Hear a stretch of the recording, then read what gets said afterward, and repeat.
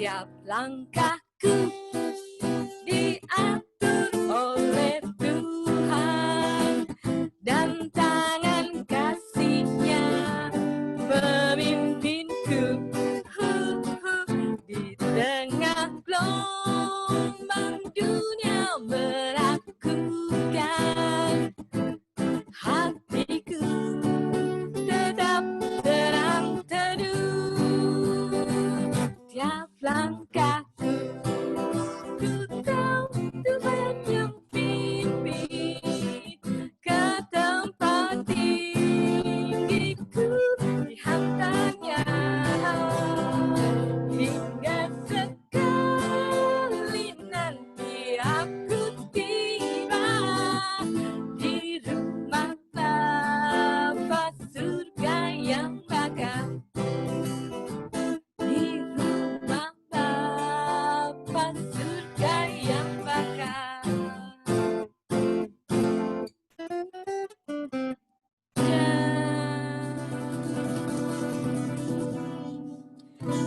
Mari kita buka, kita awali gathering ini dengan tanda kemenangan Kristus dalam nama Bapa dan Putra dan Roh Kudus. Amin. Allah Bapa di dalam surga, puji dan syukur kepadamu pada malam hari ini kami boleh berkumpul untuk memuji dan memuliakan nama-Mu, untuk mendengarkan sabda-Mu. Kiranya ya Bapa, terima kasih untuk selama ini penyertaan-Mu di dalam hidup kami. Terima kasih Kau sertai kami dalam situasi yang sulit saat ini. Engkau tetap memimpin kami. Engkau tetap menunjukkan kuasa-Nya kepada kami. Engkau tetap melindungi kami. Terima kasih Tuhan untuk segala kebaikan-Mu kepada kami. Ya Tuhan Allahku, kami mengakui bahwa kami sungguh banyak menyedihkan hati-Mu.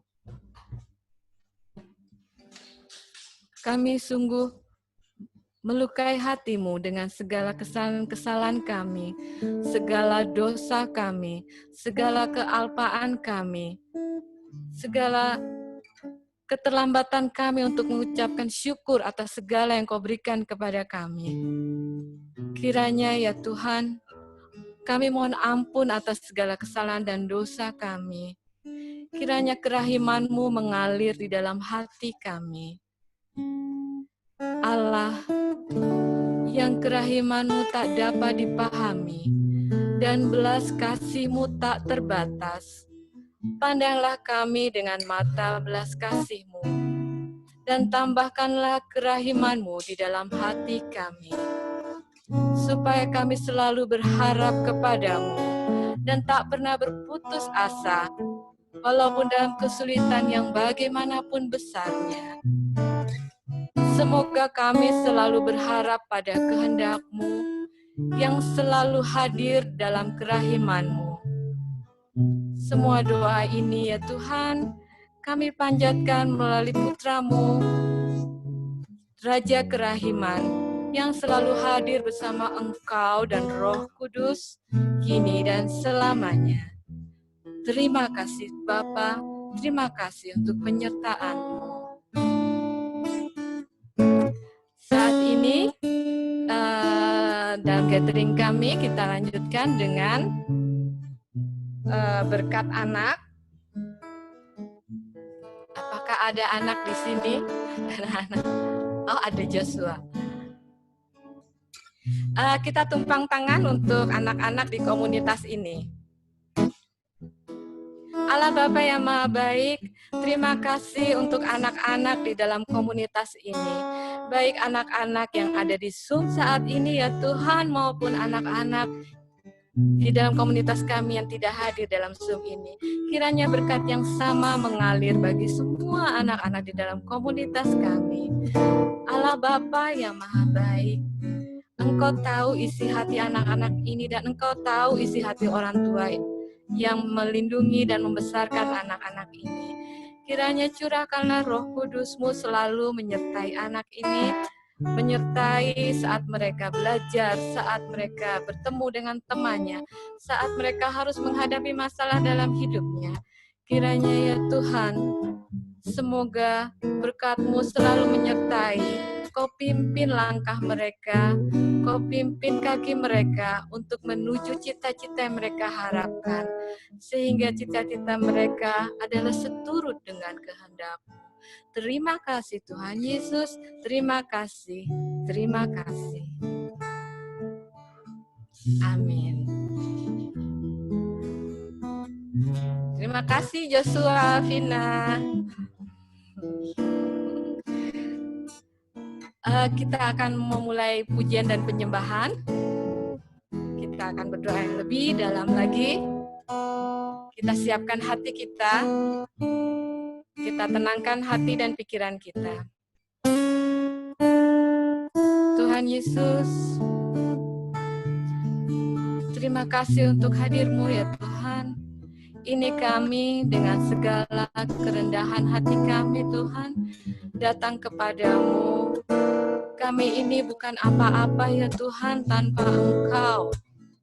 Roh Kudus mulah yang menyertai kami untuk datang kepadamu, untuk datang kepada hadirat-Mu Tuhan. Kini kami datang Tuhan, kami mengucap syukur untuk kebaikan-Mu. Kami tahu saat kami datang kepadamu, kuasa-Mu tak tersembunyi. Kau akan membuka tangan bagi kami. Ya Tuhan Allahku, dengarkanlah doaku. Tak terbatas kuasa-Mu.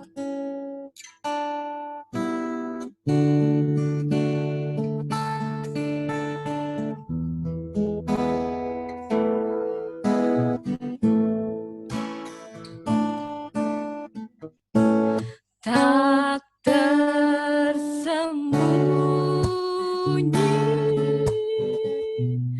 kuasa Allah.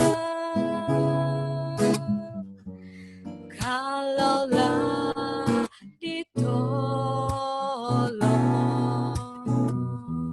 saya juga tangannya terbuka menunggulah,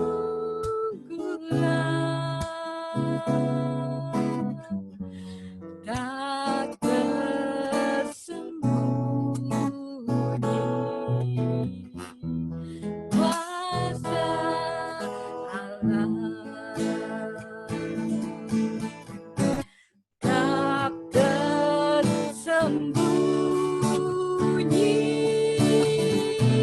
kuasa Allah. Tak tersembunyi kuasa Allah. Kalaulah ditolong, saya juga tangannya terbuka menunggulah,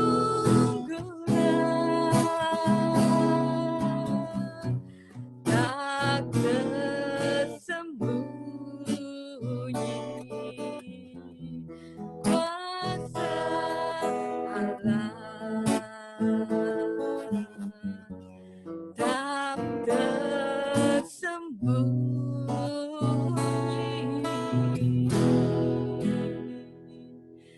kuasa Allah.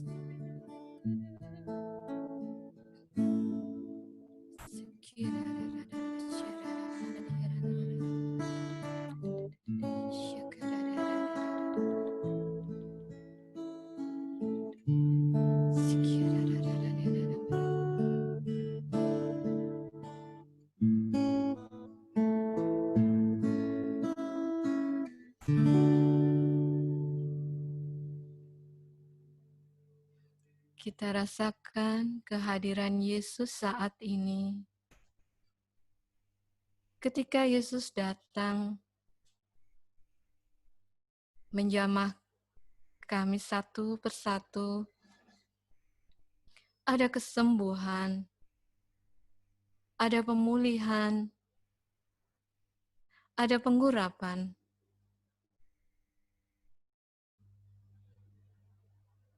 Saat ini ya Tuhan Yesus,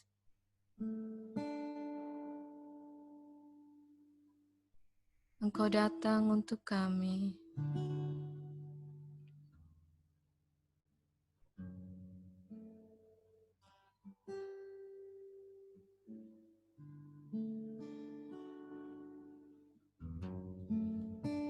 Ada Yesus di sini.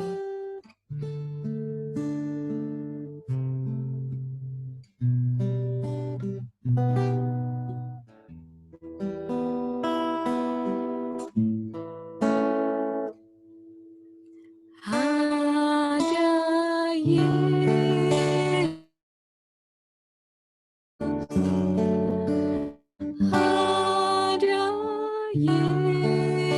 Yesus.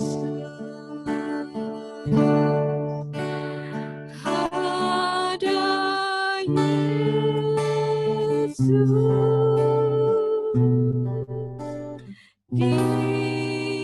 di sini.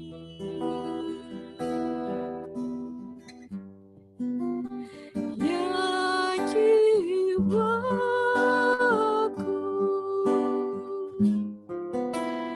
Kau pulihkan.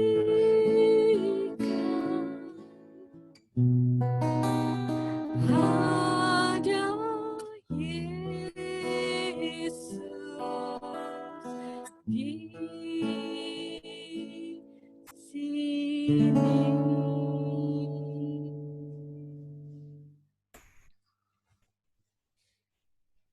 Tuhan Yesus, terima kasih Engkau hadir saat ini di sini. Dengan segala kerendahan hati-Mu, Engkau datang untuk kami, Engkau menjamah kami, Engkau akan memberikan firman kepada kami. Terima kasih banyak Tuhan Yesus untuk semua yang Engkau berikan pada kami. Kiranya ya Tuhan Yesus, terima kasih juga Engkau telah mengirim Dr. Benedikta dan Dr. Mario untuk menyampaikan sabda-Mu kepada kami. Kami sungguh berbahagia. Kiranya Dr. Benedikta dan Dr. Mario menjadi perpanjangan tangan-Mu, Kau urapi, sehingga sabda-Mu boleh sampai kepada kami dan memberi kekuatan kepada kami. Kini kami akan seperti seorang hamba ya Bapa, duduk mendengarkan, membuka hati, membuka pikiran kami, dengan bantuan Roh Kudus-Mu, semoga semua yang ingin Kau sampaikan melalui Dr. Benedikta dan Dr. Mario, kami terima dan membawa kelegaan bagi kami, membawa kekuatan bagi kami, dan meyakinkan pada kami bahwa Engkaulah yang memimpin seluruh hidup kami. Terima kasih Bapa. Kini bersabdalah kepada mereka berdua, dan kami siap mendengarkan. Amin.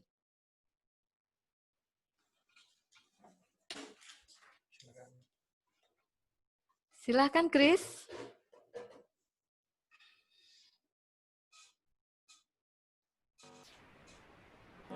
Silakan Dr. Ben dan Dr. Mario.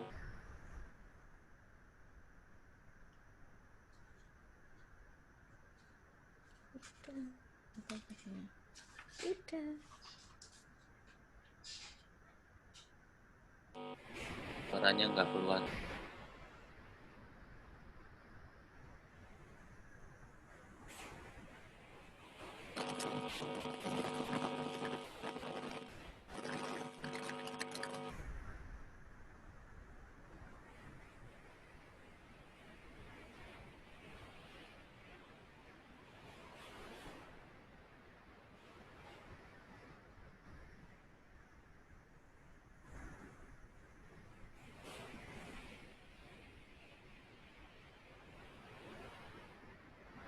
Masih tidak keluar, Dok.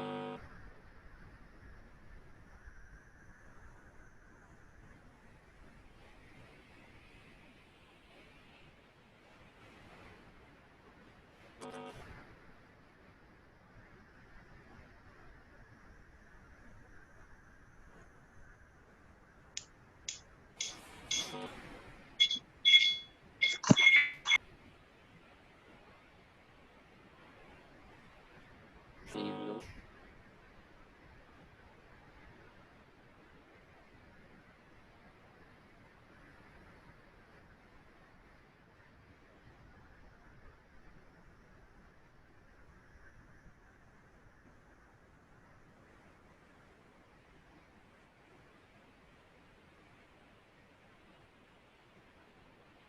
Masih belum, Dok. Kabel headphone-nya mungkin dilepas.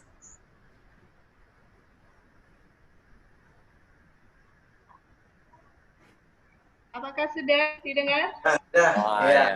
Sudah. Tuhan. Ya tadi kan sempat ngobrol. Baik, izinkan kami berdua menghaturkan bacaan dan renungan dari surat pertama Rasul Petrus bab 4 ayat 7 sampai 11. Perikopa ini berjudul Hidup Orang Kristen.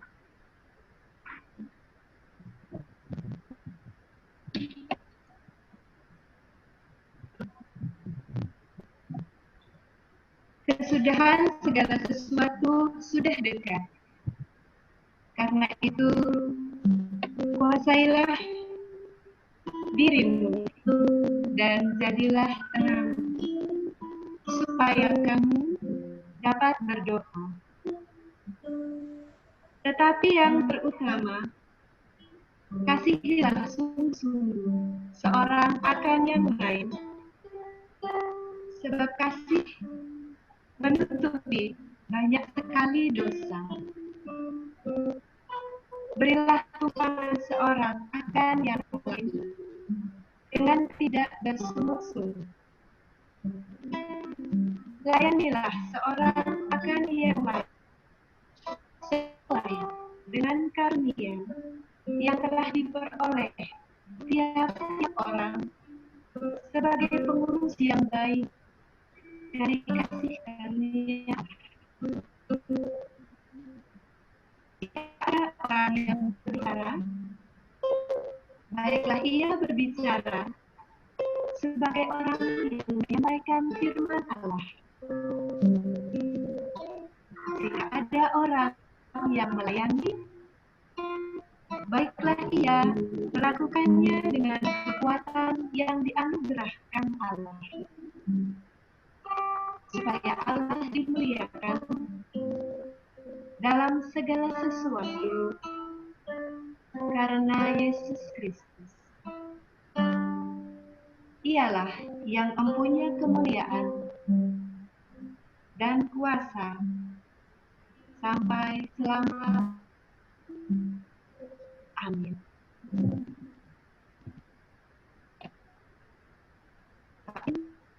Ini untuk share screen. Mari kita bersama-sama membaca kembali.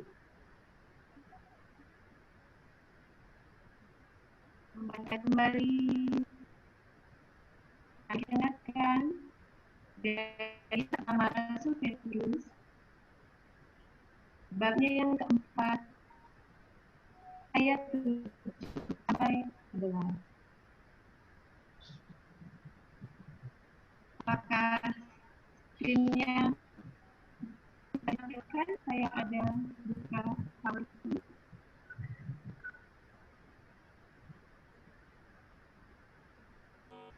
Bisa, Dok. Tapi sebelum itu suara dokter masih putus. Itu kan dokter pakai dua akun ya? Ya. Ya, yang satunya itu speaker dan mikrofonnya itu di mute. Soalnya feedback.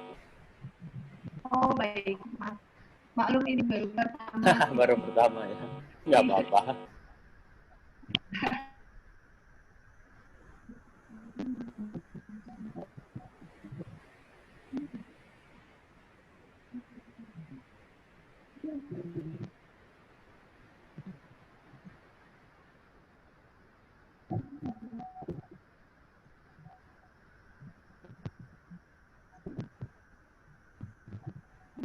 Sudah bisa? Saya tutup dulu. Maaf ya kalau misalnya. Oh iya, nggak apa-apa.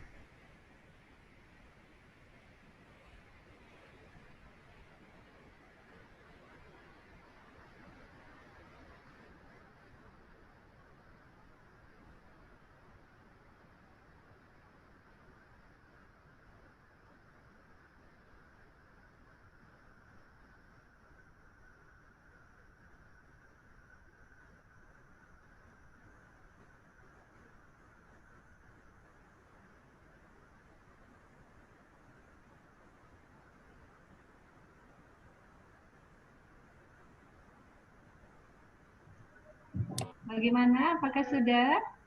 Nah, ini sudah. Oke, baik. Terima kasih. Videonya belum terbuka ya.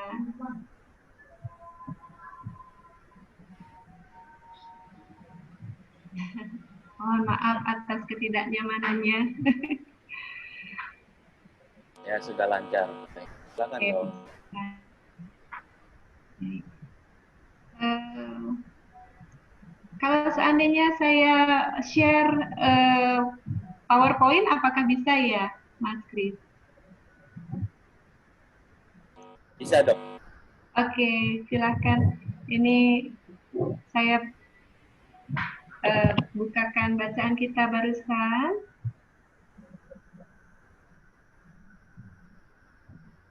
Share screen.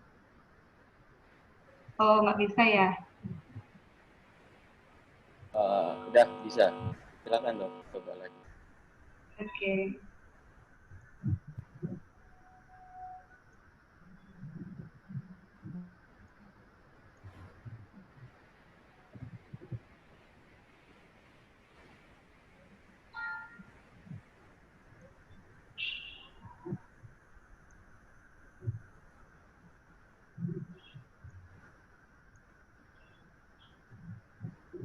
Ya, sudah muncul ya?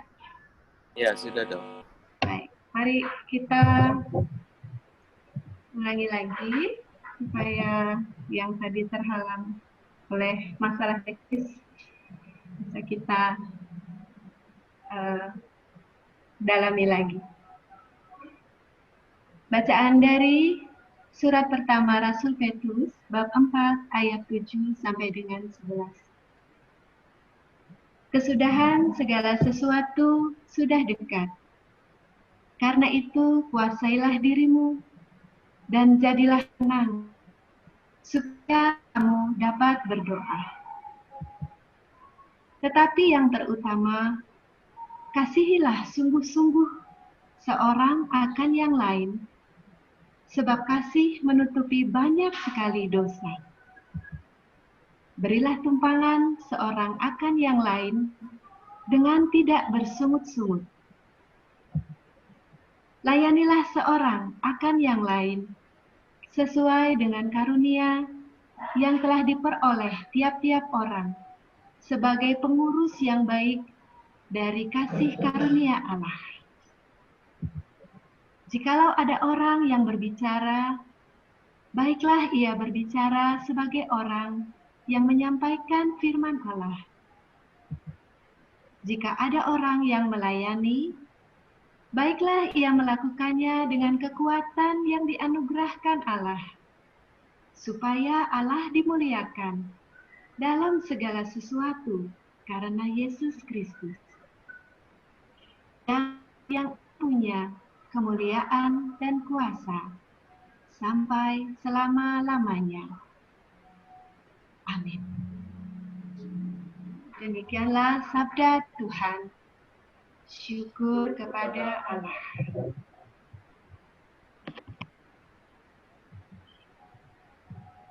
Baik. Bapak Ibu, teman-teman, saudara-saudari,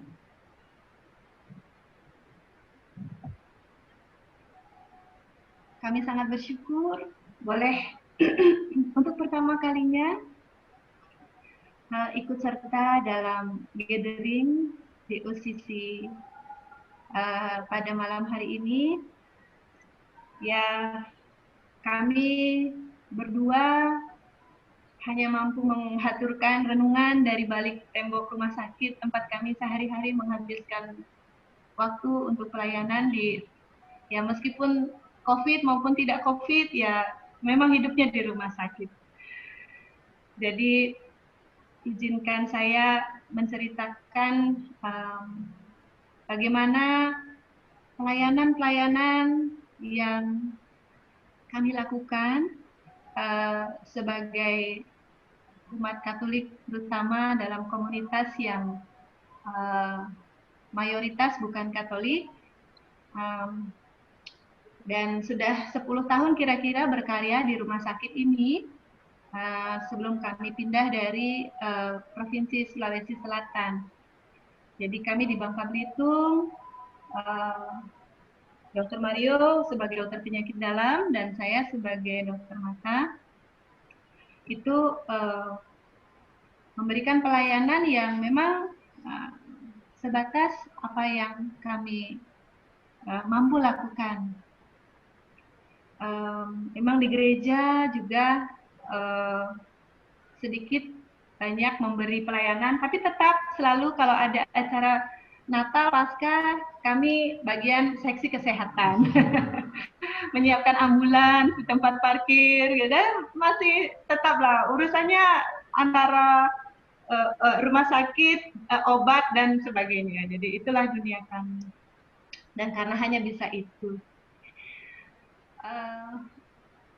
saya berterima kasih kepada Mas Yofi, Mbak Natasha yang sudah mengajak kami untuk bergabung malam hari ini dan memberikan link dari gathering yang kemarin-kemarin.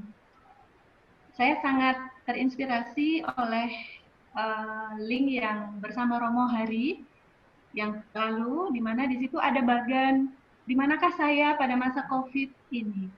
Saya ingin mengingatkan kembali mungkin dengan Bapak Ibu semua, apakah masih pada tahap takut atau kemudian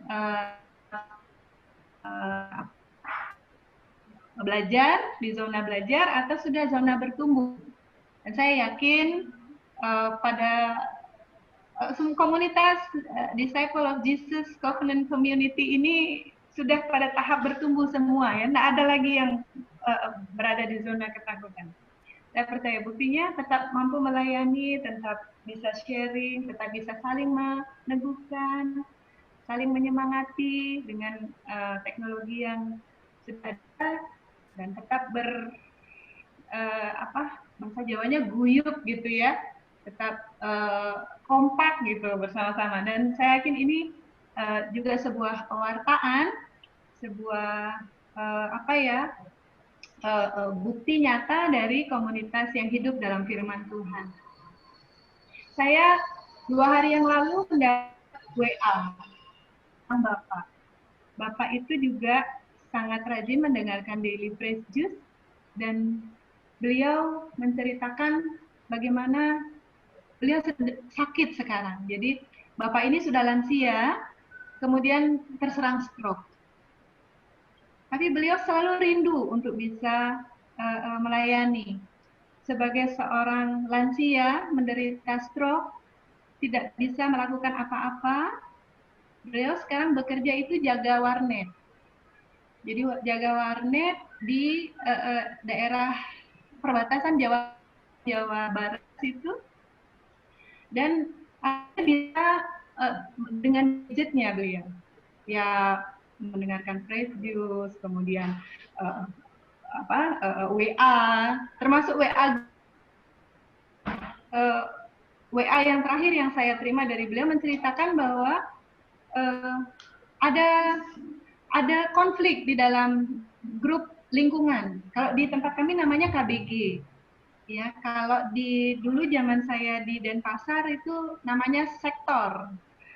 Ya, jadi ada di WA grupnya ada sedikit berbenturan sehingga Bapak ini memang orangnya agak keras kalau menurut penilaian saya. Beliau bilang bahwa saya sebenarnya ingin melayani, tapi bagaimana caranya? Saya sangat-sangat tersentuh dengan kata beliau itu. Sudah lansia, kena stroke. Saya langsung gimana ya? Luar biasa ini. Masih tetap semangat untuk bisa memberikan apa yang dia bisa berikan itu untuk komunitas. Saya hanya bisa bilang, Bapak,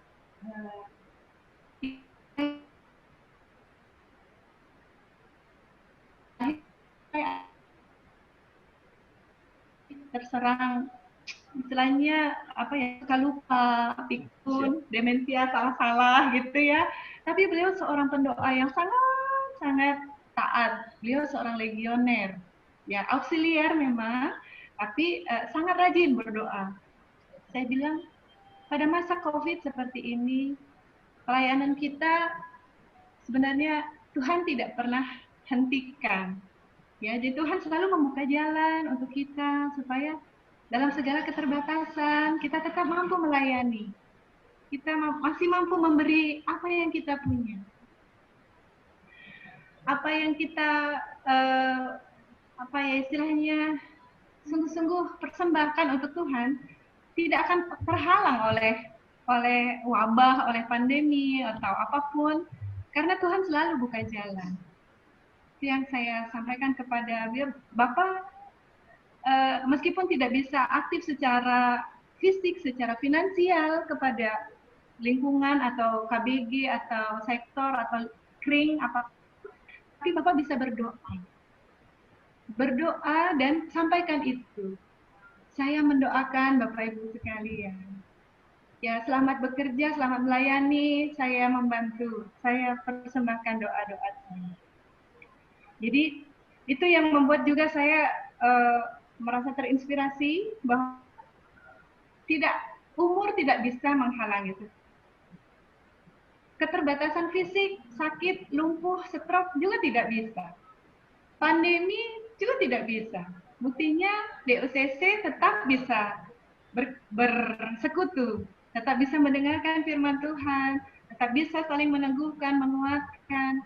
Dan ini saya kira seperti yang dalam bacaan kitab suci tadi, itu yang sudah dijelaskan bagaimana Bapak Paus kita yang pertama, yaitu Petrus, menyatakan bagaimana hidup orang Kristen.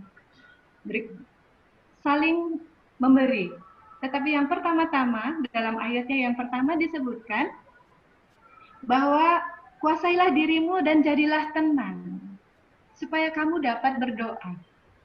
Saya tidak mengerti kenapa Rasul Petrus menempatkan itu dalam suratnya sebagai hal yang pertama dan yang utama gitu. Bahwa kuasailah dirimu dan jadilah tenang supaya kamu dapat berdoa. Jadi berdoa dulu dan tenangkan diri dulu yang pertama-tama. Kuasai diri dulu. Jadi intinya kita semua diarahkan untuk sungguh-sungguh kembali ke dalam diri. Sesudah diri kita bisa kita tenangkan, kita kuasai, sungguh-sungguh berserah kepada Tuhan, barulah kita bisa berdoa. Dalam doa, kita mempersembahkan pekerjaan-pekerjaan kita.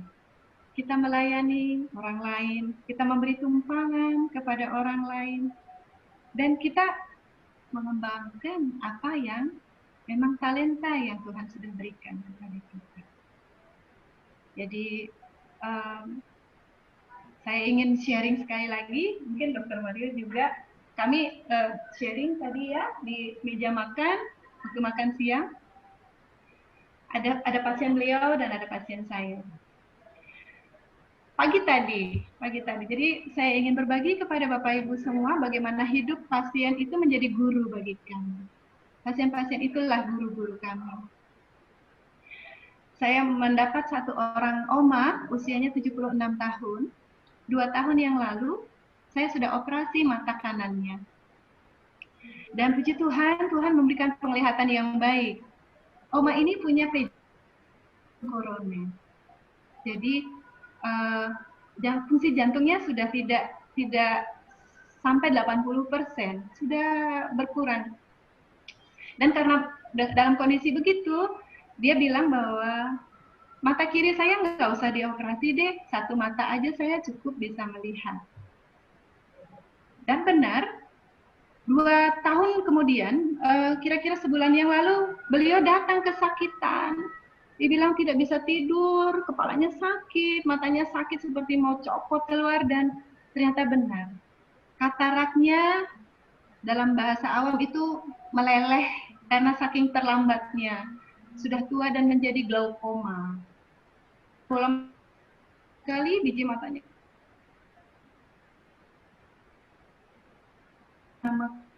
masukkan obat untuk menurunkan gejala itu.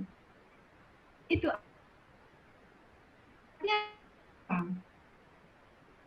sebab dari kondisi itu sangat melakukan operasi bius lokal seperti biasa. Jadi kami putuskan untuk melakukan bius umum, jadi ditidurkan, jadi supaya tidak berbahaya karena tekanan yang tinggi kalau dibuka itu bisa membahayakan. Ibu itu awalnya saya juga tidak yakin dia mau operasi, usia sudah 76, kemudian punya kelainan jantung, sakit jantung. Tapi ternyata dia mau, dan itu membuat saya takut luar biasa ya. Aduh Tuhan, gimana ya? Jangan sampai terjadi apa-apa. Dan tadi pagi waktu saya bangun, saya ingat bahwa hari ini adalah hari raya Santa Maria, Hati Maria yang Maha Kudus. Saya menjadi lebih tenang karena saya langsung berdoa, Bunda Maria, operasi saya pagi ini saya persembahkan kepada hatimu yang Maha Kudus. Saya percaya apabila Tuhan berkehendak dan berkenan, oma ini sembuh, pasti sembuh. Pasti operasinya lancar, pasti baik. Operasi berjalan, dokter bius, dokter anestesinya juga sudah inform konsen dengan ketakutan yang sama. Dan benar, pada saat operasi berjalan, denyut jantung oma itu turun sampai 35 kali per menit. Dari 80 kali normal itu turun sampai 35 kali per menit. Luar biasa. Ya kan dengan buru-buru dan cepat-cepat supaya biusnya tidak terlalu lama, dan puji Tuhan selesai. Selesai juga kira-kira 11 menit sudah selesai. Dan kemudian operasi puji Tuhan berlangsung dengan lancar. Tapi saya masih was-was. Ini jantungnya masih harus dimonitor terus sampai dia sadar, sampai dia kembali ke ruangan. Dan puji Tuhan, Bapak Ibu, saudara-saudari, operasi selesai jam 9, jam 11 saya lihat di ruangan, itu oma sudah duduk makan. Luar biasa. Jadi Bunda Maria sungguh-sungguh menolong.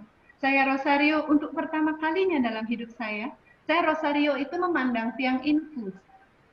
Tiang infus netes-netes itu cairannya. Biasanya orang rosario dengan kusuk ini saya di kamar operasi itu rosario, Bunda Maria tolong itu sambil melihat tetesan infus. Jadi pertolongan Tuhan sungguh nyata. Ya, jadi pelayanan kita sungguh-sungguh menjadi perpanjangan kasih Tuhan. Sungguh-sungguh kita dijadikan alat untuk saling menguatkan dalam komunitas kita sebagai orang-orang Kristiani, dan juga kepada sesama. Tidak hanya kepada yang seagama, tetapi juga kepada mereka yang Tuhan perkenankan hadir dalam hidup kita setiap hari. Ya. Tadi ada pasien yang di ICU. Ya, jadi ini pasiennya beliau, mungkin bisa cerita gimana tadi mengikuti new normal Ya. Selamat malam Bapak Ibu sekalian yang kebetulan ikut pada malam hari ini. Saya men-sharingkan sedikit pengalaman kami di rumah sakit ya. Terus terang bahwa saya sudah menjadi dokter mungkin 30 tahun. Dan masa pandemi ini membuat perubahan yang sangat drastis. Bahkan terus terang kami merasa bahwa setiap hari itu akan menjadi ancaman tersendiri untuk kami. Dalam setiap kami pagi melangkah menuju rumah sakit, itu yang terbayang, apakah saya akan ketemu dengan orang-orang yang berpotensi menularkan virus ini ke kami atau tidak. Yang lalu, saya menerima seorang pasien, seorang ibu. Dia datang dalam keadaan demam yang tinggi dan tidak sadar. Pada waktu kami melakukan pemeriksaan, ternyata beliau seorang penderita diabetes, penyakit gula. Gulanya sangat tinggi. Dan yang agak mengejutkan kami pada waktu kami melakukan pemeriksaan, ternyata bukan cuma gulanya yang tidak terkontrol, tetapi pada waktu kami melakukan foto ronsen, kami melihat gambaran infeksi di paru-paru, pneumonia. Ini semua orang dengan demam dan infeksi paru-paru itu harus dicurigai sebagai penderita COVID. Jadi kekhawatiran mulai muncul, bukan cuma saya, bahkan teman-teman para medis, teman-teman perawat, teman-teman rumah sakit sudah mulai merasa was-was. Apakah yang bersangkutan ini seorang penderita COVID atau tidak? Tetapi tugas kami untuk mengobati dan melayani dengan sebaik-baiknya tetap harus kami jalankan.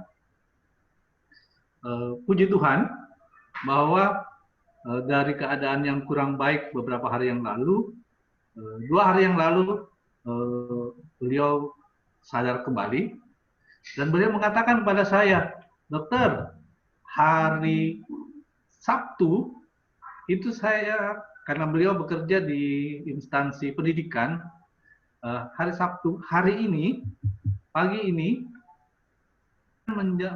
menjalani ujian sebagai asesor untuk sertifikasi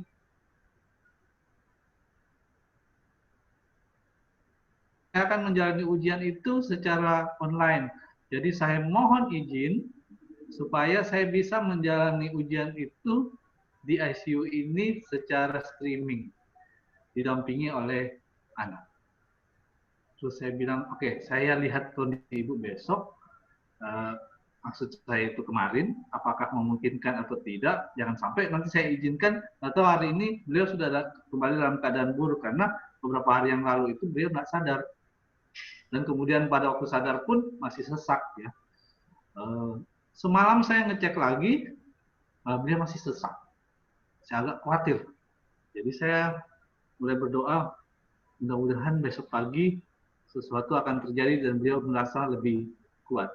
Tadi pagi, jam 6 pagi saya dikabari dari teman-teman di ICU, kondisi beliau membaik dan beliau mengalami perbaikan dalam pernapasan dan kesadaran yang penuh. Sehingga tepat jam 8 pagi tadi, beliau menjalani proses ujian sebagai asesornya secara streaming, dan saya ikut mendampingi dari pagi dengan, jadi kami semua ada di situ dengan tentu saja dengan seluruh perangkat ya, APD yang lengkap tertutup. Anak beliau juga kami izinkan masuk dengan menggunakan pelindung yang sangat maksimal karena dan beliau menjalani ujian itu dengan baik dan akhirnya bisa melaluinya. satu hal yang kita harus belajar dari ibu ini bahwa dia tidak menyerah dengan keadaan.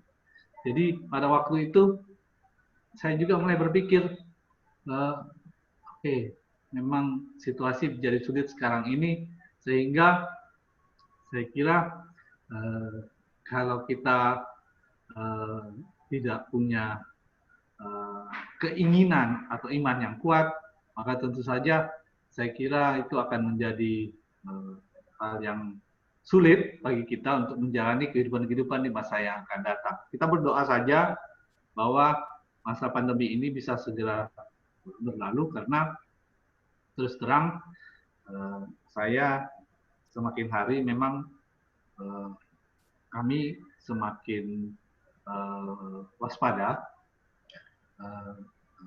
Bapak Ibu mungkin tahu kalau dari berita-berita, memang berita-berita yang ada di media massa itu agak sedikit mengkhawatirkan kita semua ya. Setiap hari ada pertambahan kasus, dan itu sampai hari ini kita di Indonesia belum ada tanda membaik ya.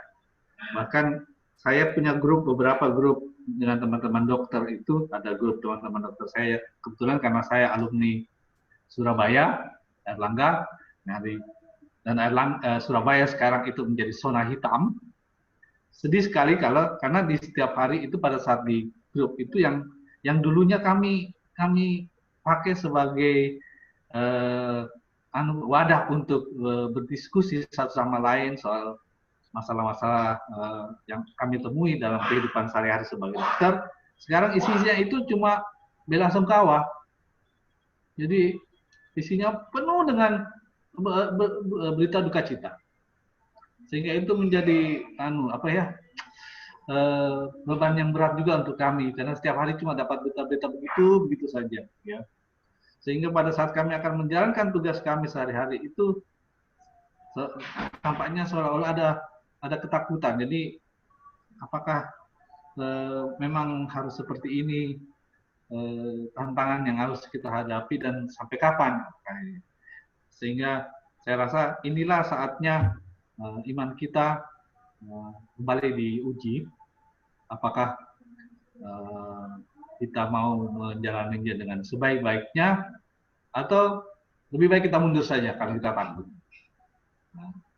Tapi saya rasa hampir semua teman-teman dokter, para medis itu sudah terikat dengan sumpah ya. Kami punya sumpah jabatan ya, dan itu kami pegang teguh ya, di mana kami akan menjalankan tugas kami itu dengan sebaik-baiknya, dan kami mohon mudah-mudahan Bapak Ibu sekalian bisa mendukung kami semua dengan doa, dan situasi pandemi ini bisa berlalu ya. Kira mungkin itu. Terima kasih. Ya, banyak gugur dokter penyakit dalam, dokter paru, dokter THT, dokter gigi ya. Jadi ya kita membawa mereka semua dalam doa-doa kita, dan mudah-mudahan yang lain-lain tetap bisa melayani dengan penuh semangat dan tetap dalam perlindungan Tuhan. Kami percaya sungguh bahwa kami tetap bisa berada di sini itu berkat doa-doa banyak orang, berkat istilahnya belas kasih Tuhan, dan kami sungguh-sungguh berlindung dalam rahmat Tuhan saja. Jadi saya kira begitu yang bisa kami sharingkan dari balik tembok rumah sakit, seperti yang bacaan yang kita renungkan pada hari ini, bahwa siapa yang berbicara itu memuliakan Tuhan, yang diberi karunia seperti tadi puji-pujian, tetap melayani Mas Anton dan Mbak Desi dengan segala talenta yang diberikan, semuanya tetap bisa berkarya dan berbuah, karena saya yakin semuanya sudah berada pada fase bertumbuh, saling meneguhkan dan saling menguatkan. Kami kembalikan kepada Mas Kris sebagai admin untuk sesi yang selanjutnya. Terima kasih. Tuhan memberkati. Terima kasih dok. Oke, sebelumnya saya sedikit ini ya. Ya, terima kasih untuk sharingnya. Terus kembali ke sesi tanya jawab. Siapa yang mau bertanya? Biasanya nggak ada dok kalau pertama. Ya, nanti kalau sudah ada yang mulai, baru sampai jam 11. Oke, kalau tidak ada, saya yang mulai duluan saja. Saya mulai dulu deh. Coba ya.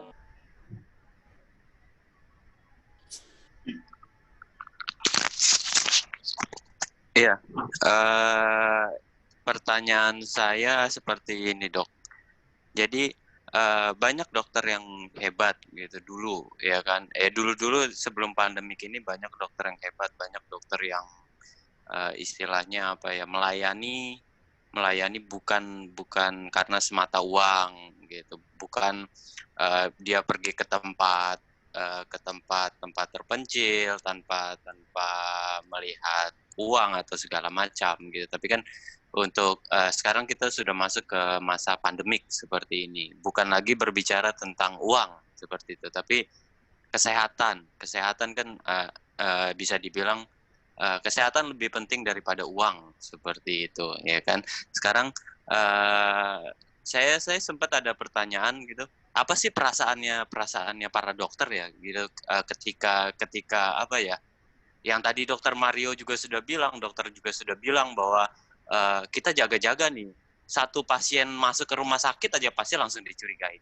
dan itu normal lah, itu kan sebagai manusia itu normal, seperti biarpun itu dokter lah, itu apalah ya kan, satu orang aja masuk ke rumah sakit pasti kan, wah itu mudah-mudahan tidak COVID ya kan, tidak corona seperti itu ya kan. Tapi yang jadi pertanyaan saya, selain daripada sumpah dokter itu sendiri, ya kan, ya mau nggak mau ya harus berada di rumah sakit biarpun penyakitnya itu apa seperti itu. Selain daripada dari sumpah itu tadi gitu, ada nggak sih sharing dari dokter gitu? Saya melayani mau menyembuhkan orang ini ya bukan karena sumpah saya seperti itu, tapi memang apa ya, saya tidak tahu seperti itu. Mungkin itu jawabannya hanya dokter yang bisa menjawab seperti itu. Apakah ada hal lain lagi di balik sumpah itu sehingga orang bisa apa sih, dokter pada istilahnya ya, tanda kutipnya nekat ya. Saya bilangnya tanda kutipnya ya, nekat untuk masih mau menerima pasien, masih mau melayani pasien seperti itu. Padahal kan itu kondisinya 50-50 gitu antara orang ini terkena atau tidak. Apalagi tadi dokter Mario bilang punya gejala tentang pernafasan dan segala macam, itu bisa naik ke 80% gitu resikonya gitu. Tapi apa sih yang di dalam pikiran para dokter tuh tetap mau seperti itu. Ya, terima kasih dok, silakan.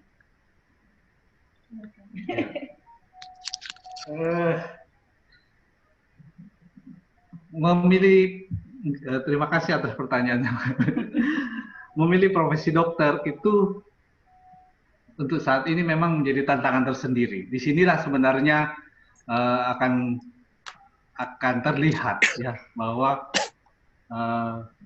mana sebenarnya orang-orang yang memilih profesi ini karena entah ya, saya tidak tahu ya, karena memang jiwanya itu adalah jiwa-jiwa yang ingin membantu orang lain, atau sebenarnya ada hal lain, misalnya karena mungkin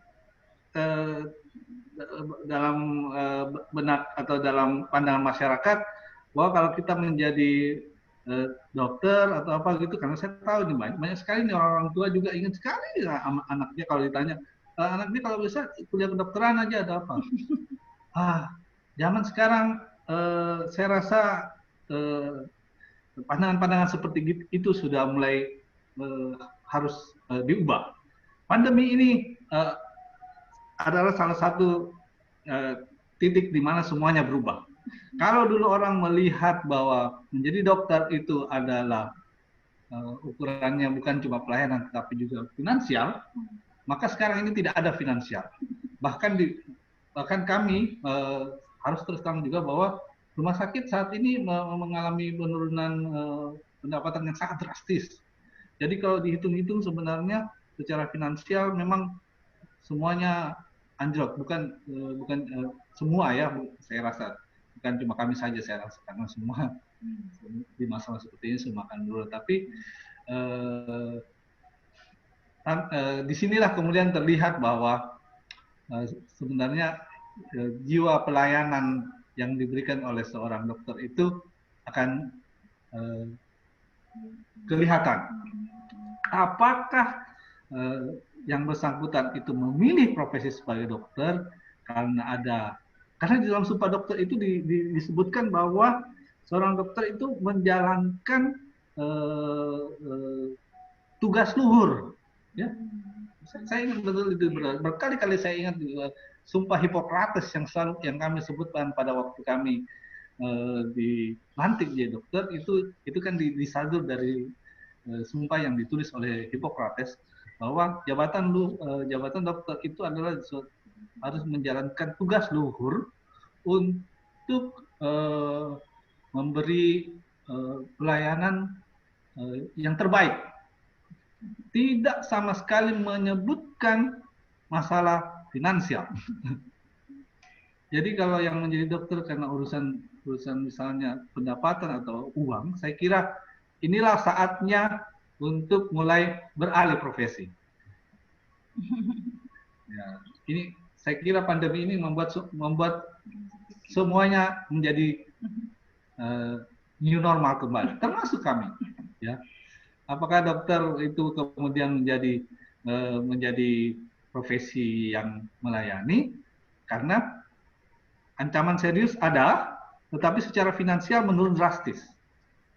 Dan siapa yang akan tetap menjalani profesinya dengan sebaik-baiknya, dengan mengedepankan harkat luhurnya sebagai seorang medis maupun teman-teman para medis, para perawat, saya kira kita tidak bisa lagi memandang mereka bahwa mereka itu menjalankan karena keinginan untuk mendapat income yang cukup. Karena tidak ada income yang cukup. Sama sekali semuanya sudah berubah. Dan saya rasa disinilah kita terseleksi menurut saya. Ya, mungkin saya bisa tambahkan, ya ada banyak sudut pandang dan perspektif sebenarnya. Saya dibesarkan oleh ibu saya itu sejak saya mahasiswa kedokteran dan kemudian mendapat gaji pertama dan seterusnya tuh selalu ingat gitu bahwa dokter itu hidupnya dari orang sakit gitu.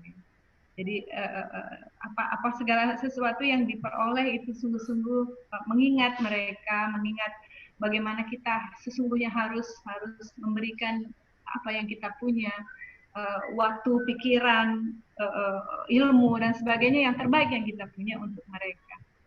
Jadi memang benar bahwa ternyata dokter itu kayak buruh sebenarnya. Cuman sekolahnya aja yang agak-agak lama gitu kan. Dokter itu buruh karena kalau nggak ada pasien ya dia nggak dapat income gitu. Sama seperti orang jualan yang lain, karena kami jualnya itu jasa. Kalau nggak ada yang datang ya nggak laku misalnya seperti itu. Dan itu juga membuat sebuah kerendahan hati untuk kami pribadi bahwa hidup kami sungguh-sungguh sebenarnya hanya Tuhan pakai gitu. Jadi berkat yang kami terima setiap hari adalah mereka yang dihadirkan Tuhan dalam hidup kami hari itu gitu. Kami berharap bahwa yang Tuhan hadirkan adalah orang-orang yang sungguh berkenan beliau sembuhkan atau berkenan beliau cintai melalui kami, berkenan beliau sayangi supaya terbantu dari keluhan-keluhannya. memang betul seperti yang disampaikan Dr. Mario bahwa pandemi ini memurnikan gitu akhirnya. Seperti kesaksian dari beberapa teman yang saya lihat juga kan bilang bahwa sekarang mulai berpikir apa sih yang penting gitu dalam hidup ini, siapa sih yang sungguh-sungguh berarti untuk hidup saya gitu. Jadi pandemi membuat kita pulang kembali ke rumah, kita melihat kembali keluarga sebagai core atau inti dari kehidupan kita, dan kami sih sangat-sangat bersyukur karena dua anak kami kan sudah masuk jenjang kuliah, satu di Udayana, satu di Telkom Purwokerto, satu baru masuk SMA. Jadi, tapi mereka sekarang ada di rumah semua kumpul bareng, setiap makan siang dan makan malam kami bersama-sama, itu sebuah berkat tersendiri juga. Dan kayaknya, aduh, kalau nanti mereka sudah kembali kuliah, kayaknya susah banget nih bisa kayak gini. Jadi itu juga sebuah apa ya, kembali ke tahap di mana kita berpikir semua kayaknya di reset gitu, diinstal ulang gitu hidup ini. Nah, apa sih yang penting?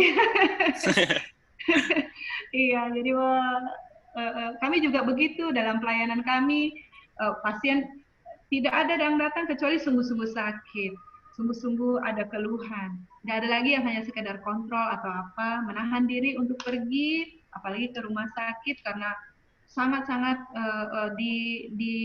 dijaring ya, di screening, mereka masuk harus suhunya begini begitu dan disiapkan tempat khusus untuk isolasi kalau mereka dalam pemeriksaan screeningnya itu positif, ada yang reaktif gitu, ada yang di rapid test positif misalnya atau reaktif, langsung sudah penanganannya juga beda dengan pasien-pasien yang negatif. Saya kira seperti itu mungkin. Oke.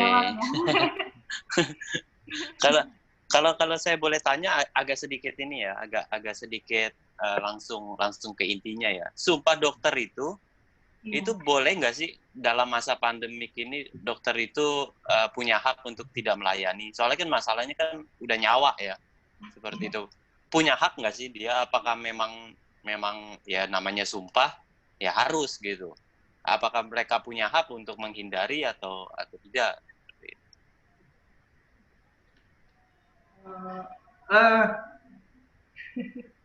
Ada namanya undang-undang praktek kedokteran.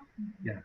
Dalam undang-undang praktek kedokteran itu sebenarnya memang di situ ada hak dan kewajiban.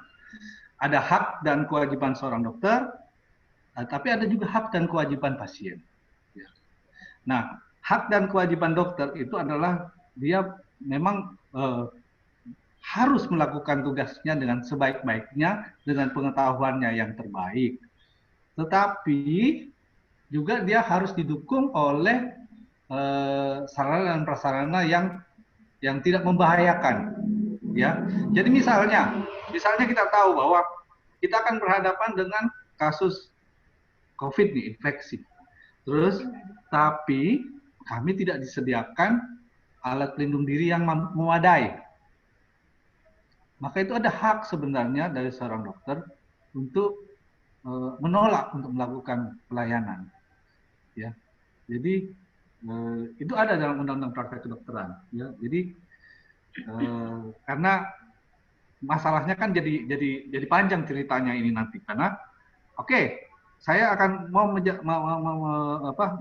memberikan pelayanan, tetapi itu akan membahayakan saya. Nah, seandainya itu cuma berhenti di saya,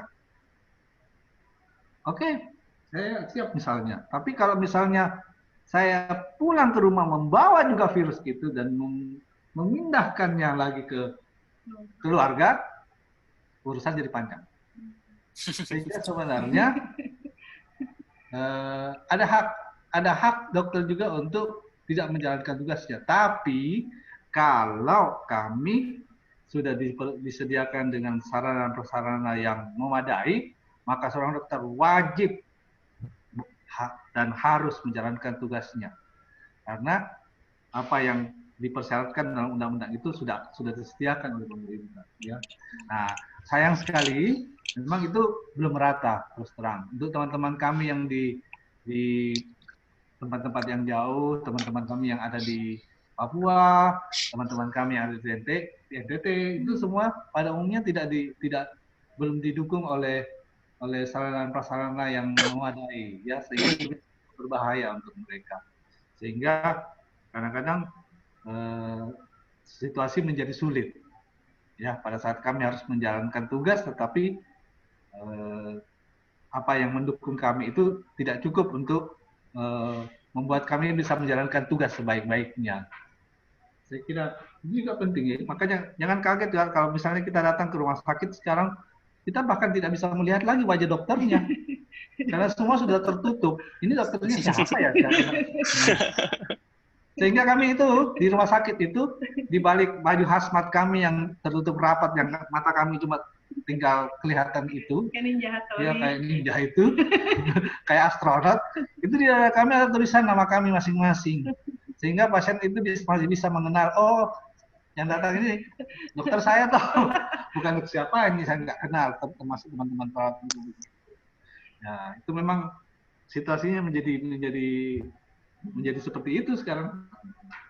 Ya. Bisa juga tambahkan seperti sumpah dokter ya, sumpah dokter itu lebih ke istilahnya tuh ke moral ya, bahwa kita tuh menjadi dokter karena dengan tujuan dan harapan seperti dalam sumpah Hippocrates. Seperti seorang yang menyumpah waktu menjabat sebagai pejabat apa gitu, dia disumpah, mengucapkan sumpah, tetapi kalau kemudian dalam perjalanannya melakukan korupsi atau apa gitu, penyalahgunaan jabatan, itu kan kembali ke oknum. Ada yang mengingat sungguh dengan apa yang disumpahkan pada waktu itu, ada yang kemudian larut saja dengan carut marut dunia gitu. Saya kenal ada beberapa dokter yang memang sungguh-sungguh berdedikasi. Di rumah sakitnya tidak disediakan APD atau belum dan donasi-donasi yang banyak yang datang dari masyarakat belum sampai ke rumah sakitnya. Dia mengusahakannya sendiri, dia beli sendiri dengan uangnya sendiri, dia lindungi dirinya supaya bisa melayani. Jadi ada yang seperti itu. Itu kembali ke masing-masing pribadi. Saya kira begitu ya, Mas Chris. Oke, thank you dok. Nggak nanya lagi deh saya. Gantian yang lain, ada yang mau bertanya lagi? Ini ada pertanyaan dari Pak Budi ya. Oh, Pak Budi ya, silakan. Ya. Apakah virus COVID-19? Pertanyaannya itu, apakah virus COVID-19 ini tahan terhadap sinar matahari?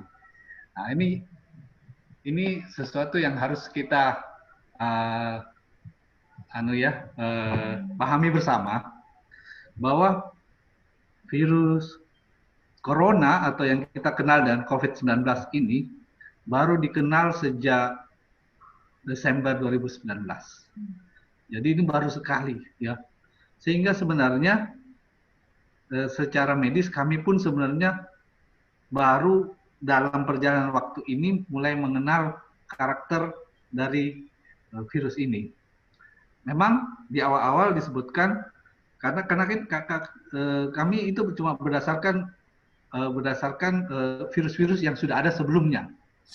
Virus-virus yang sudah ada sebelumnya, contohnya seperti virus hepatitis, virus demam berdarah, virus influenza, HIV, itu semua memang tidak tahan dengan paparan sinar matahari. Apakah virus COVID ini juga seperti itu? Semoga. Ya. Jadi kita berharap bahwa dia juga seperti itu, sehingga kita dengan berjemur mungkin kena sinar matahari dalam jangka waktu tertentu virusnya bisa mati. Tetapi terus terang sampai hari ini yang memastikan 100% bahwa virus itu akan mati karena paparan sinar matahari belum sampai pada kesimpulan yang betul-betul pasti. Ya.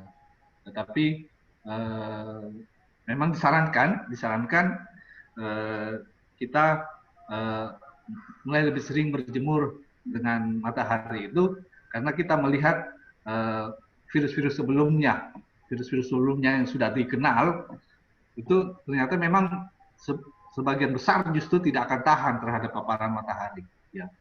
Akan menjadi masalah pada waktu paparan matahari menjadi kurang, seperti di negara-negara Eropa, ya, itu memang menjadi kesulitan tersendiri. Nah, kita Indonesia kebetulan di Katulistiwa, saya kira kita tidak akan kekurangan matahari. Bahkan mungkin kita yang lari sembunyi dari matahari karena takut berubah jadi hitam.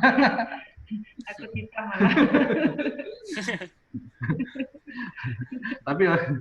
tapi saya rasa itu bisa karena memang virus-virus yang ada sebelumnya punya karakter seperti itu. Dan kita mudah-mudahan virus COVID itu juga seperti itu, ya.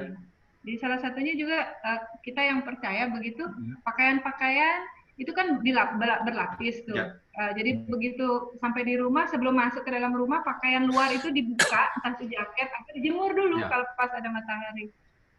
Dijemur, dipanasin gitu, sendal, sepatu, apa dipakai dibuka, dipanasin dulu di matahari, baru masuk rumah langsung cuci tangan. Karena yang sudah pasti membunuh COVID kan sabun. Sabun apapun itu, sabun cuci, sabun mandi, sabun piring, cuci piring, apa semuanya gitu. Oke, Pak Budi sudah. Terima kasih sudah ini. Siapa lagi yang mau bertanya? Ada Pak Sandi ya di sini ya. Malam Pak Sandi. Apa kabar Pak Sandi?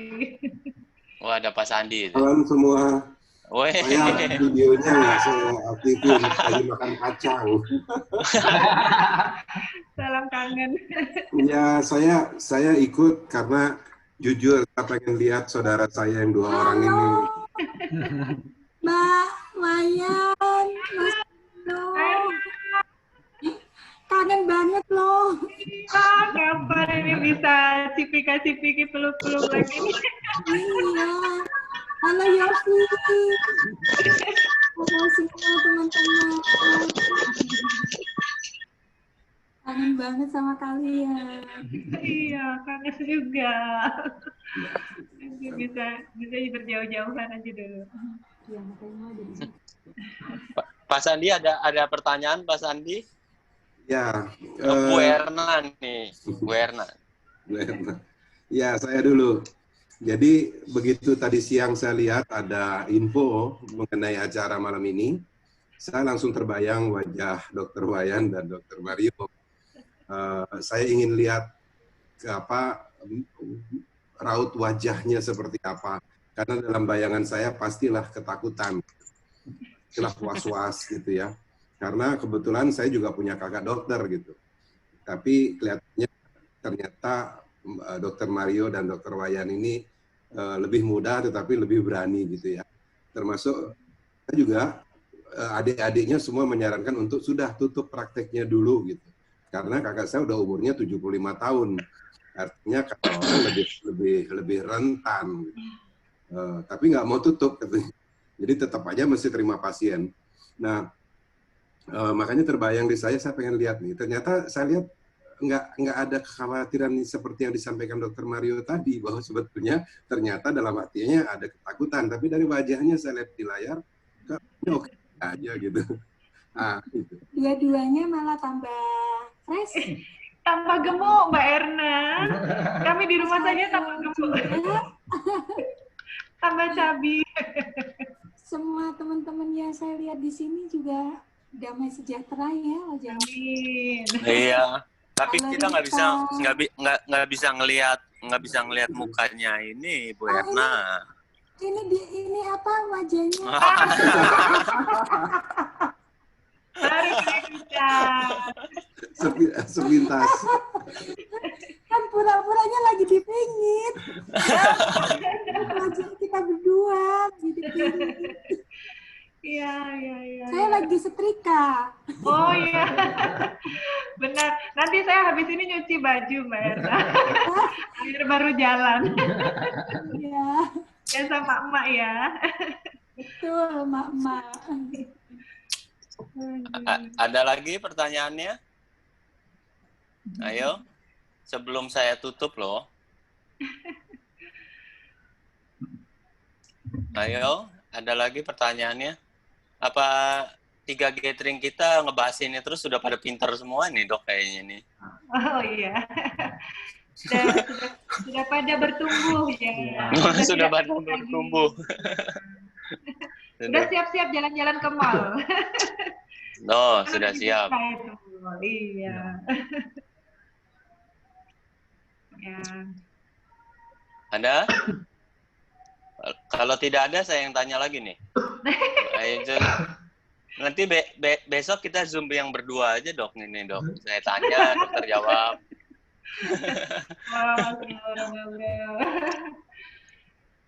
Oke, saya mau tanya lagi deh, karena tidak ada yang tanya. Oke,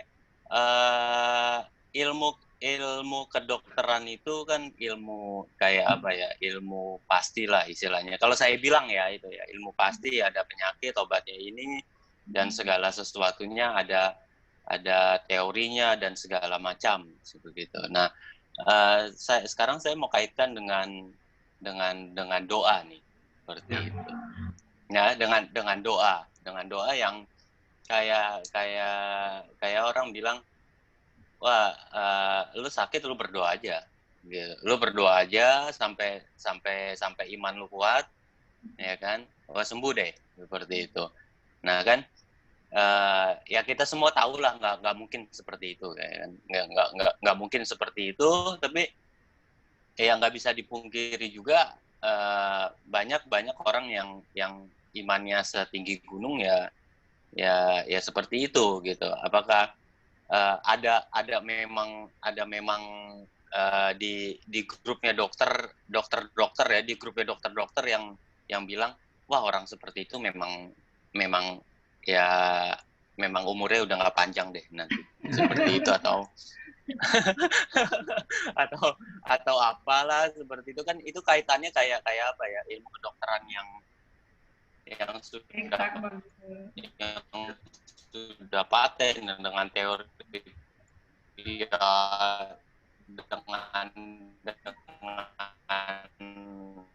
dengan kita kaitkan dengan seseorang seperti itu.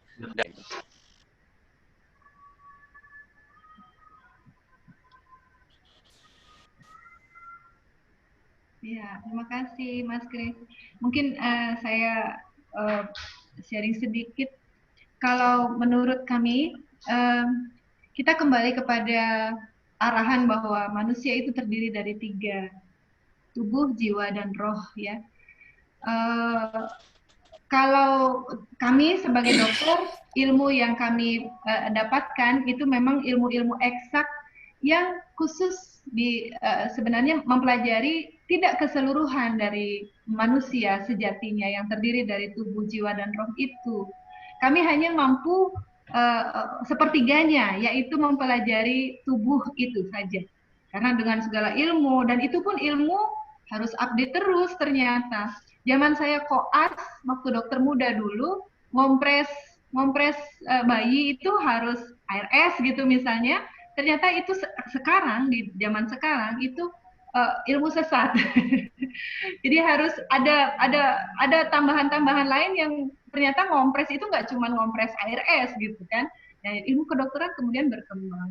Dan itu harus diupdate terus. Jadi seorang dokter memang harus memperbaharui semua ilmunya karena dunia kesehatan itu berkembang begitu pesat.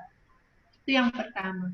Kemudian yang kedua, untuk jiwa itu seperti harus semuanya dipelihara juga supaya tetap sehat. Tidak hanya tubuh, tetapi jiwa itu seperti mendengarkan musik, menjadi happy, kemudian melakukan hobi, menyayangi apapun, punya object of affection begitu, sehingga kesehatan jiwanya juga terjaga. Kemudian yang terakhir yang roh itu, nah itu juga butuh makanan juga, butuh nutrisi. Yang itu yang kemudian dalam doa seperti yang tadi dibilang. Karena jujur dalam kehidupan saya ketemu langsung dengan orang-orang yang sudah ada bahkan 10 tahun kena kanker. gitu ya, kanker yang ganas, gitu ya, kanker serviks, ada yang kanker payudara, sudah kemo, sudah radioterapi, tetapi masih baik-baik saja sampai dengan hari ini. Katanya dokternya pernah memvonis dia umurnya hanya akan tinggal 6 bulan, terus lewat bertahan sampai 10 tahun coba.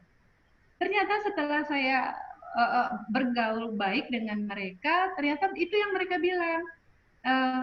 Mereka kanker itu hanya tinggal di dalam tubuh mereka saja, tetapi jiwa dan roh mereka sungguh-sungguh sehat gitu.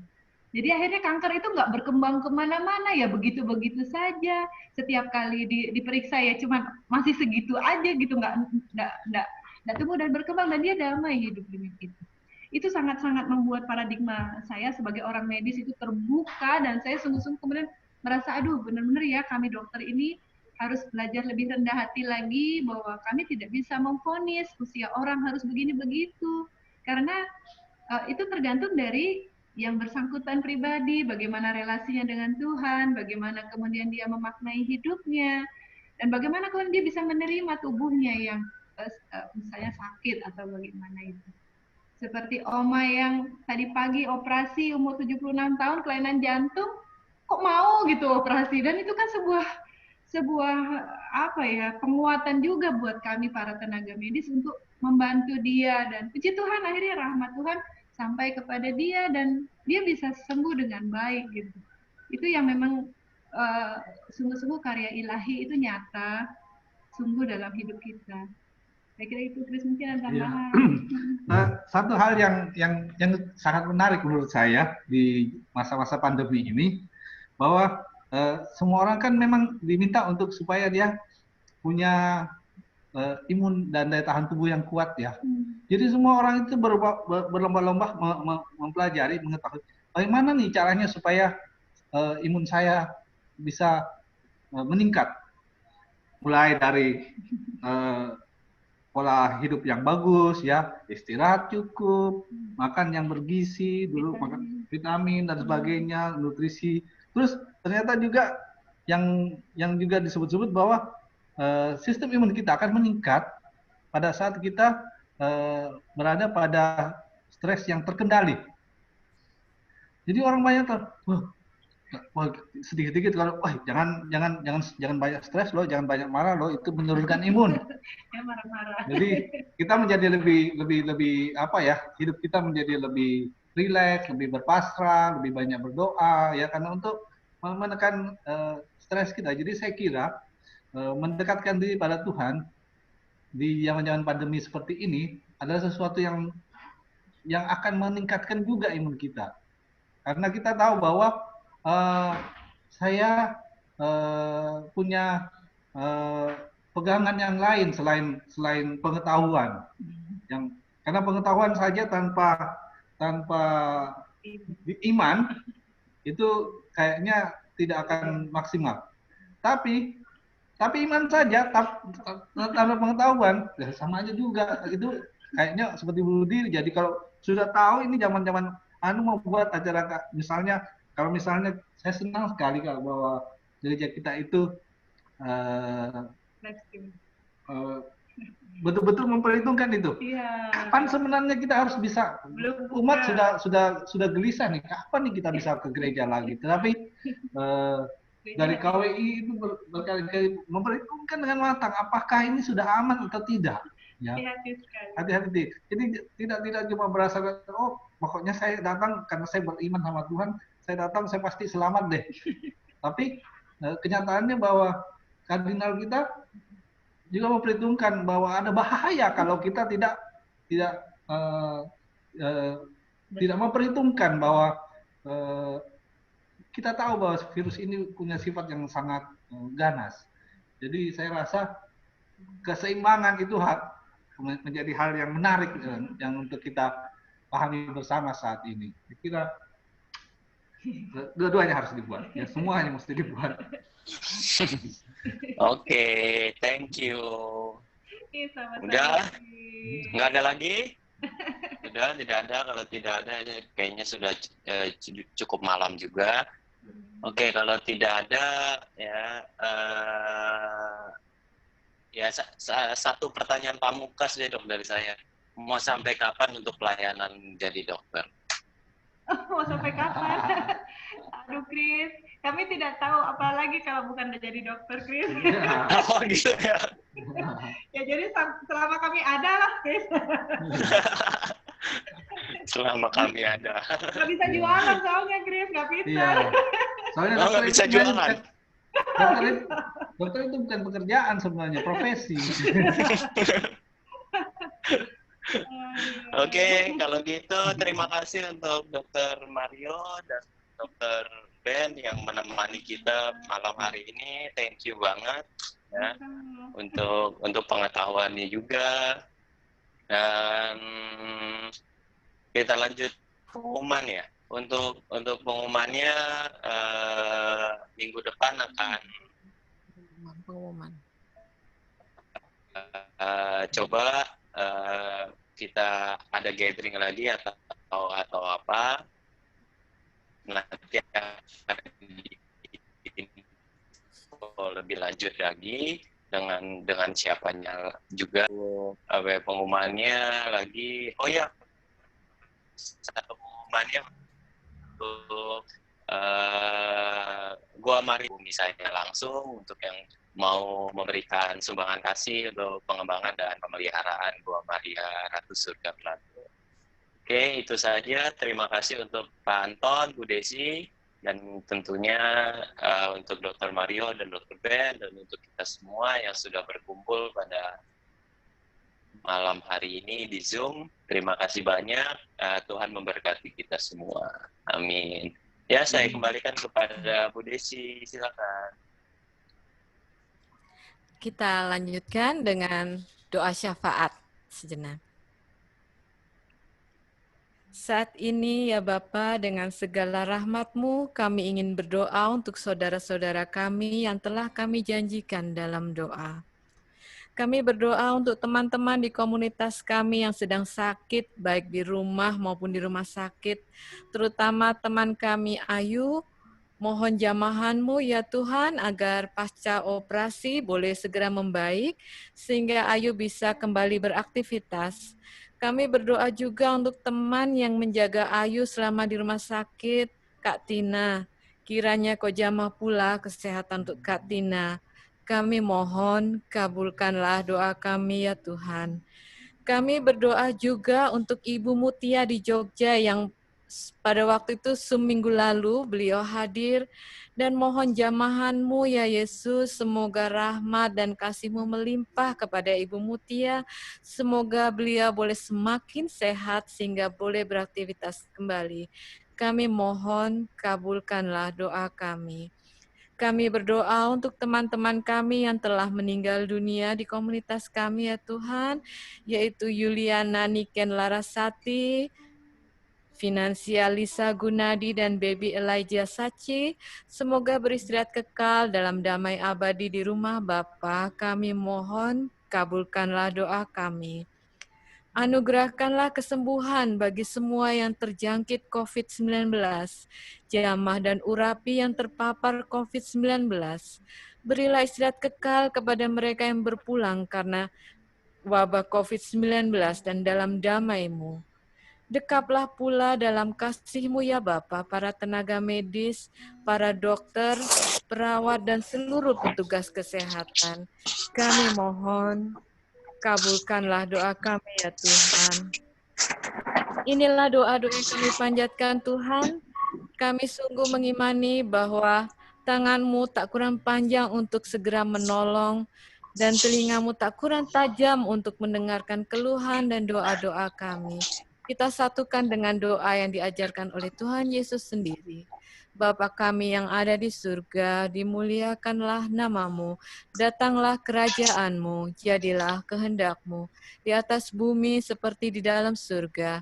Berilah kami rejeki pada hari ini, dan ampunilah kesalahan kami, seperti kami pun mengampuni yang bersalah kepada kami. Dan janganlah masukkan kami ke dalam pencobaan, tetapi bebaskanlah kami dari yang jahat. Amin. Kita berdoa untuk penutupan gathering ini.